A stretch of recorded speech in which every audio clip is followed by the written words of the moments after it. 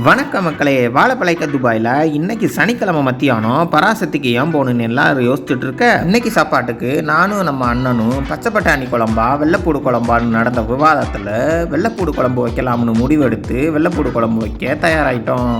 ஒரு பக்கம் அடுப்பில் அரிசியை கழுவி உலைய வச்சுட்டு வெள்ளைப்பூண்டு, சின்ன வெங்காயம், பச்சை மிளகா, தக்காளியை எல்லாத்தையும் எடுத்து வச்சு நறுக்கி வச்சுட்டு ஒரு சட்டியை எடுத்து அடுப்பில் வச்சு வெந்தயம், சோம்பு, கொஞ்சோண்டு கருவேப்பிலையை போட்டு வெடிக்க விட்டுட்டு வெட்டி வச்ச வெங்காயம், வெள்ளைப்பூடு, பச்சை மிளகா ஒன்றா எடுத்து எல்லாத்தையும் தூக்கி உள்ளே போட்டு நல்லா கிண்டி விட்டாச்சு.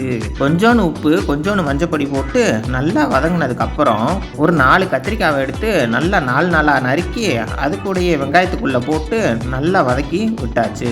ஒரு 3 தக்காளியை எடுத்து நல்லா கழுவி நல்லா நறுக்கி வச்சுட்டு நல்லா வெங்காயம் தக்காளி வதங்கினதுக்கப்புறம் தக்காளியை தூக்கி உள்ளே போட்டாச்சு. கொஞ்சோண்டு மஞ்சப்பொடி, கொஞ்சோண்டு மிளகா பொடி, கொஞ்சோண்டு மல்லிப்பொடி போட்டு நல்லா கிண்டி எடுத்து விட்டு ஒரு மூடி எடுத்து மூடி வச்சாச்சு. கொஞ்ச நேரம் கழித்து பார்த்தா நல்லா தக்காளி நல்லா வதங்கி வந்துருச்சு. பக்கத்து அடுப்பில் பார்த்தா நம்ம ரகுமான் பாய் சிக்கன் சாஸஸை வாங்கி நல்லா வறுத்துக்கிட்டு இருந்தாரு. அதை பார்க்கும்போதே வாயில் வச்சு ஊற ஆரம்பிச்சிருச்சு. நம்ம குழம்பும் அருமையாக தான் இருந்துச்சு. அதுக்கு ஈடா சிக்கன் சாஸஸை ஊற்று பார்த்துக்கிட்டு இருக்க ரகுமான் பாய் ஐயோ கொடுக்கல நான் வைவான் போலே நினச்சி அப்படியே நான் பார்த்துக்கிட்டு இருக்கதை பார்த்துட்டு கொஞ்சோன்னு எடுத்து இந்தடா சாமி தின்றான்னு சொல்லி கொஞ்சோன்னு கொடுத்தாரு.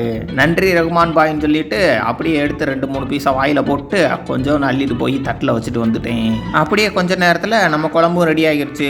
தூக்கிட்டு சாப்பிட்றதுக்கு ஓடி வந்துட்டேன்.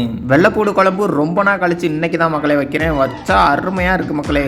ஏன்னா அந்த சின்ன வெங்காயத்தை போட்டனால அருமையாக இருக்குது மக்களே பார்க்குறதுக்கு. அப்புறம் நம்ம மிளகா பொடியும் ரொம்ப மிளகா பொடி போட்டேன் போல மக்களே, பார்க்குறதுக்கு அப்படியே மின்னுது மக்களே. அப்படியே ஒரு தட்டை எடுத்து ஒரு 5 கரண்டி சோத்தை போட்டு ஒரு 2 கரண்டி குழம்பை ஊற்றி நல்லா பிணைஞ்சு சுட சுட வாயில் வச்சா அப்படியே கண்ணீர் தண்ணியே வந்துடும் போல மக்கள். அப்படியே விடாமல் ஒரு 2 வட்டி சோத்தை போட்டு நல்லா சாப்பிட்டுட்டு எப்பயும் போல வேலைக்கு கிளம்பிட்டேன் மக்களே. உங்களுக்கு வெள்ளைப்பூடு குழம்பு பிடிக்குமா பிடிக்காதான்னு கமெண்ட்டில் சொல்லுங்கள் மக்களே. Tata bye bye. லைக் பண்ணுங்கள், ஷேர் பண்ணுங்கள், கமெண்ட் பண்ணுங்கள். மறக்காமல் நல்லா சாப்பிட்டு உடம்பை பார்த்துக்குங்க. வரட்டா.